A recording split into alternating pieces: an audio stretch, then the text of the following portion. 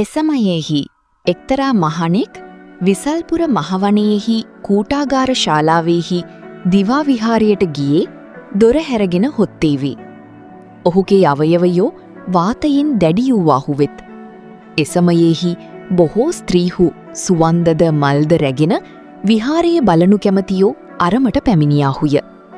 ඉක්බිති ඒ ස්ත්‍රීහු ඒ මහණ දැක රහසංග මතුයේහි හිඳගෙන රිසිතාක් කොට ඒකාන්තයින් මේතෙමි පුරුෂ ශ්‍රේෂ්ඨයකයි කියා සුවන්දද මල්ද එහි නාගා ගියාහුය. භික්ෂුහු තෙත්තුවාහු දැක එපවත් භාග්‍යවතුන් වහන්සේට සැලකලාහුය. මහණෙනි, පස් අයුරකින් රහසංග කර්මණ්‍ය වෙයි.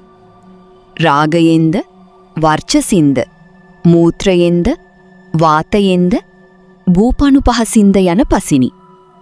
මහණෙනි, මේ පස් අයුරෙන් රහසංග කර්මණ්‍ය වෙයි. මහණෙනි, ඒ මහණහුගේ රහසංග යම් හේයකින් රාගයෙන් කර්මණ්‍ය වන්නේද? එයට කරුණු නැත, අවකාශයෙක් නැත. මහණෙනි, ඒ මහණතිමි රහත්ය. මහණෙනි, ඒ මහණහට ඇවැත් නොවේ. මහණෙනි, දහවල් සැතපෙන්නහු විසින් දොර වසාගෙන සැතපෙන්නට අනුදනිමි යයි වදාළසේක.